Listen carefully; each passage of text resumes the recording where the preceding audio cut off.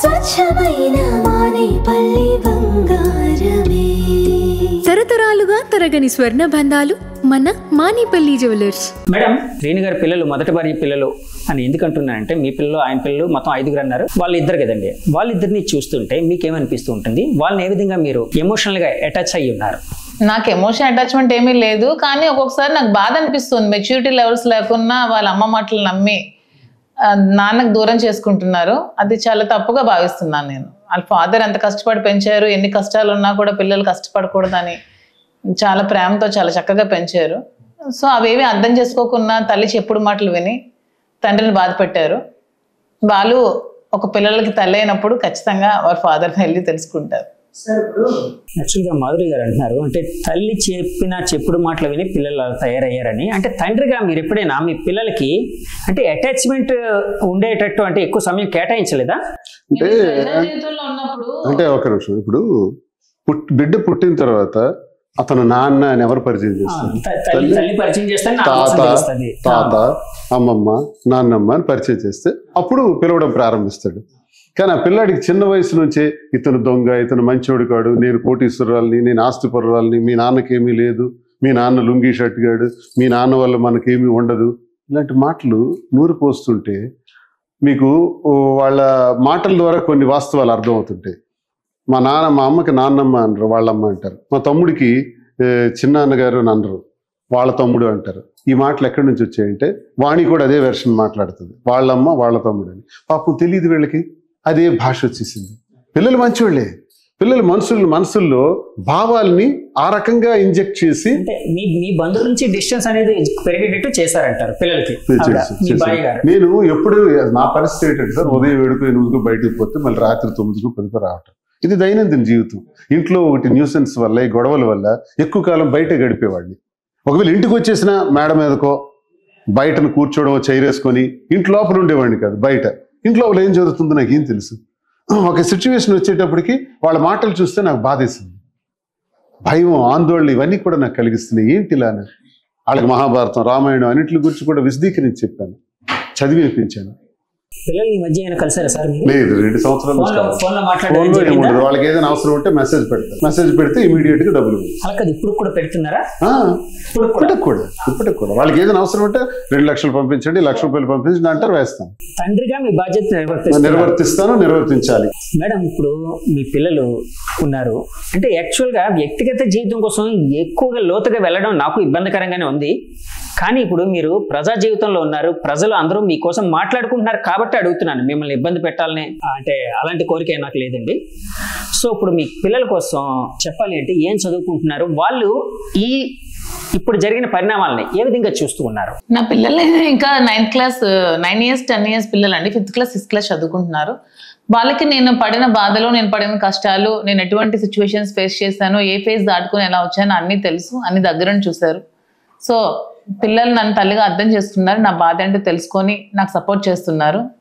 So వాళ్ళని నేనే చూసుకుంటున్నాను. అప్పటికి ఇంకా బాగా చూసుకొని వాళ్ళకి ఉన్నత చదువులు చదివించి ఉన్నత స్థాయికి తీసుకెళ్తాను. దానికి నాకు శ్రీనివాస్ గారు కూడా సపోర్ట్ గా ఉంటారని నేను నమ్ముతున్నాను. ఏం చేద్దాం అనుకుంటున్నారు నేను ఏం చేద్దాం అనుకోని కాదు, నా ఉద్దేశం ఏంటంటే తల్లిదండ్రులు పిల్లలు పుట్టగానే పలానాడు ఇంజనీర్ ఇలాగనే సరదాగా అనుకుంటూ ఉంటారు కదా, అలాగే మీ పిల్లల కోసం అలా లేదు. కానీ రెండో పాప స్పోర్ట్స్ లో ఫస్ట్, తన కరాటేలో కూడా గోల్డ్ మెడల్ ఛాంపియన్. రెండో పాప మొన్న నేషనల్స్ లో కూడా గోల్డ్ మెడల్ వచ్చింది. తనకి IPS ఆఫీసర్ అవ్వాలని తన కోరిక. పెద్ద పాప అంటే తనకు కొంచెం మోడలింగ్ ఇలాంటి ఇంట్రెస్ట్ ఉంది. ఇంకా చిన్న పాప చిన్నది ఇంకేమో తెలియదు తన ఆలోచన. పెద్ద పాప మోడలింగ్ ఇంట్రెస్ట్ ఉందని అన్నారు కదా, ఇప్పుడు ఎలాగ మీరు ప్రొడ్యూసర్ గా కూడా మారారు, ఆయన పెట్టి తీశారు, శ్రీని గారిని పెట్టి సినిమా, ఇంకోటి కూడా ప్లాన్ చేస్తున్నారని విన్నాను నేను. సో పాపను కూడా అలాగే ఏమైనా ఆర్టిస్ట్ గా ఇంట్రడ్యూస్ చేస్తారు? అలా ఏం నాకు ఆలోచనలు ఏమీ లేవండి. పిల్లల్ని కలడం వరకే మన బాధ్యత. వాళ్ళ తలరాతల్ని మనం కలలేం. ఎవరో తీస్తామని వస్తున్నారు ప్రొడ్యూసర్స్, డైరెక్టర్స్, వాళ్ళు వస్తున్నారు. సార్ ఇప్పుడు యాక్చువల్ గా సినిమా వాళ్ళు ఎప్పుడు చాలా కమర్షియల్ గా ఉంటారు. ఎందుకంటే నేను కూడా సినిమా వాడినే కాబట్టి నేను చెప్తూ ఉన్నాను, చాలా కమర్షియల్ గా ఆలోచిస్తాను. సో మీ కథలో రకరకాల మలుపులు ఉన్నాయి, కావాల్సిన ఎమోషన్ ఉంది, ట్విస్టులు ఉన్నాయి, కావాల్సిన మాస్ మసాలా అంతా ఉంది. సో మాలాంటి వాళ్ళందరూ వస్తున్నారు మీ దగ్గరికి, సినిమా తీద్దాం అని. మన RGV గారు ఏమైనా అప్రోచ్ అయ్యారా మీకు? లేదు, ఎవరో కేరళ నుంచి నిన్న వచ్చారు, హైదరాబాద్ లో మాకు కలిశారు. తమిళనాడు టీం కూడా ఒకరు కలిసారు, హాజరయ్యి. మాకు ఒకసారి మీ స్టోరీ అంతా మొదటి నుంచి చెప్తే రాసుకుంటామండి, కథ తయారు చేసుకుంటాం, తర్వాత మీకు స్క్రిప్ట్ ఇస్తాం, దానిలో ఏమైనా మార్పులు ఉంటే చెప్పండి, ఆ తర్వాత సినిమా ప్రొడక్షన్ షూటింగ్కి వెళ్ళిపోతామని చెప్పుకొచ్చారు. నేను చెప్పాను వాళ్ళకి జరిగిందంతా కూడా, అన్ని ఈక్వేషన్స్ చెప్పడం జరిగింది. ఇంక వాళ్ళు ఒక దశలో మీరే నటించాలి, మీరిద్దరే నటించాలి అని ఒక ప్రొడ్యూసర్ అన్నారు. ఇంకొక ప్రొడ్యూసర్ మరి కొంతమంది యాక్టర్స్ని యాడ్ చేసుకుని ఏదో చేస్తామని చెప్పారు. మరి ఎవరు ఏం చేస్తారో తెలియదు. ఒకవేళ ఆ సినిమాలో మీరు నటించలేకపోతే, నటించాలని ఉందా మీకు? ఉందండి. అవకాశం వస్తే నాకు ఇష్టం కదా. ఓకే, ఒకవేళ నటించలేకపోతే మీ క్యారెక్టర్ కి ఏ హీరో అయితే సూటబుల్ గా ఉంటారని భావిస్తున్నారు? అది డైరెక్ట్ నాగార్జున సార్లాగే ఉంటారు కదా. ఇప్పుడు క్యారెక్టర్ కి నాగార్జున గారు బాగుంటారా? బాగుంటారా కాదండి, కొంచెం ఫేస్ రిజెంబ్లెన్స్ నాగార్జునలా ఉంటారు. చాలా మంది ఎక్కడికైనా వెళ్తే మీరు సేమ్ నాగార్జునలా ఉన్నారండి అని కామెంట్స్ పెడుతూ ఉంటారు. సో మీ దృష్టిలో శ్రీనివాస్ గారు మన్మధుడు. అవునా కదండి? అంటే నేను చెప్పిన కామెంట్స్ కాదు, మన హైదరాబాద్ వెళ్తే అక్కడ చాలా మంది అమ్మాయిలు కూడా సార్ మీరు నాగార్జున అలాగ ఉన్నారు, మన్మధుల్లా ఉన్నారు అని వాళ్ళే అంటున్నారు. బాడీ ఫిట్నెస్ అలా ఉంటుంది. అంటే వాణి గారు బాధపడడంలో కూడా, అంటే నేను అనుకోవడం మామూలుగా ఒక రకమైన సాహిత్యకమైన కారణం ఉందని అనుకుంటున్నాను. ఏ స్త్రీ అయినా తన భర్తని వేరే స్త్రీతో పంచుకోవడానికి ఇష్టపడదు అని చాలా మంది అంటూ ఉంటారు. మీకే ఎక్కువ బాగా తెలుసు. సరే, వాణి గారి సంగతి పక్కన పెట్టండి. ఇప్పుడు మొన్న వెళ్ళినప్పుడు ఆ అమ్మాయిలు అందరూ ఆయన చుట్టూ చేరి ఆయన కోసం మాట్లాడుతూ నాగార్జున గారిలో ఉన్నారు ఇట్లాగని అన్నారు కదా, అప్పుడు ఏమైనా కొంచెం ఈగో హర్ట్ అయింది? నేను చాలా ప్రౌడ్ గా ఫీల్ అవుతానండి. ఆ అమ్మాయిలు ఎంతమంది దానికి జెలస్ కూడా ఉండదు. I'm very proud at that moment. అంటే ఇంతమంది పొగుడుతుంటే నాకు హ్యాపీగా ఉంటది కదా, అంతమంది పొగుడుతున్న అతను మన పక్కనే ఉన్నారంటే ప్రౌడ్ గా ఉంటది. నేను జెలస్ గా ఫీల్ అవ్వను. జెలస్ గా ఫీల్ అయ్యామంటే మన అమ్మాయిలు ఎవరు కూడా లైఫ్ నాశనం చేసుకున్నట్టే. ప్రౌడ్ గా ఫీల్. ఇప్పుడు ఆయనకి సంబంధించి మీరు ఎప్పుడైనా జెలస్ ఫీల్ అవ్వాల్సి వచ్చింది అనుకోండి, ఏ సందర్భంలో ఫీల్ అవుతారు? నేను ఇంతవరకు నాకు అలా సందర్భం రాలేదు. నేను ఎప్పుడు జెలస్ అనేది ఫీల్ అవ్వలేదు. నేను ఎప్పుడు ప్రౌడ్ గానే ఫీల్ అయ్యాను. పక్కన ఉన్న ఎవ్రీ మూమెంట్ కూడా నేను ప్రౌడ్ గానే ఫీల్ అవుతాను.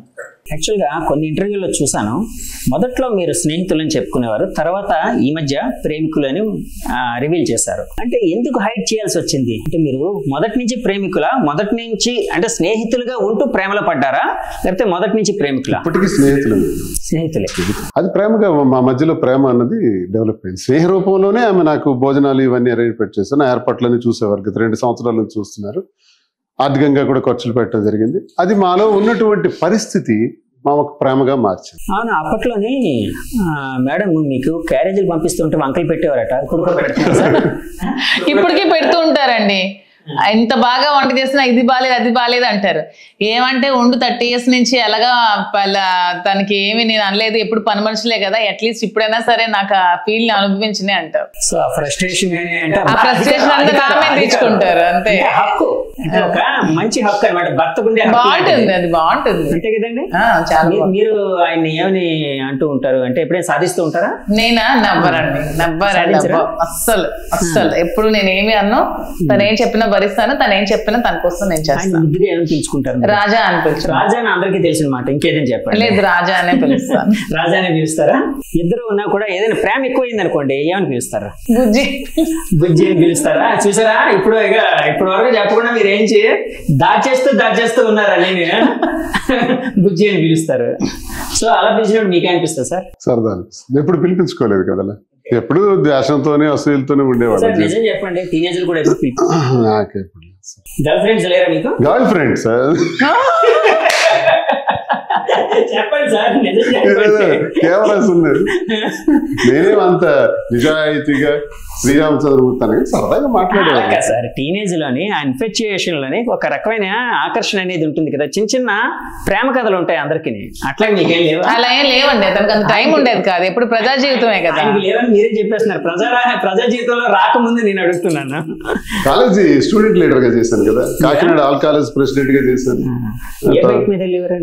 అప్పుడే లేదు, అప్పుడు నేను 90s లో చదివేటప్పుడు మా దగ్గర ఒక స్కూటర్ ఉండేది, యమహా ఉండేది. యమహా ఇది ఈ బండి అండి. ఇప్పుడు కూడా హీరో హోండా ఒకటి ఉండేది. ఆ బండి అప్పుడు అదే ఫేమస్.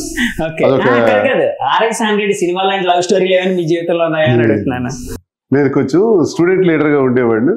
జాగ్రత్తలు ఎక్కువ ఉండేది నాకు. ఎంతో మంది సరదాగా ఉండేవాళ్ళం, ఏమైనా ఉండేది సరదాగా ఉండటం వరకే. అది పర్సనల్ గా తీసుకున్నామా మన జీవితం ఎలా మారిపోద్ది అని ఒక చిన్న రిజర్వ్ ఉండేవాళ్ళు.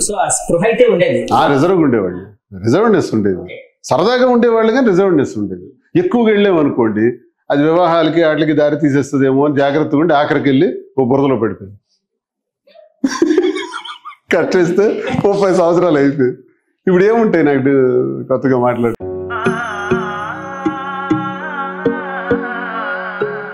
మనసైన మేని ఛాయా బంగారమే,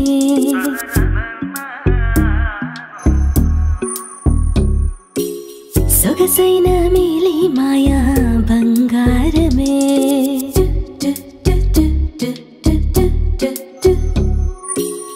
అనుబంధాల హారం బంగారమే, అనురాగాల తీరం బంగారమే, నవ్యమైన నాణ్యమైన స్వచ్ఛమైన మానేపల్లి బంగారమే. తరతరాలుగా తరగని స్వర్ణ బంధాలు మన మానేపల్లి జ్యువెలర్స్.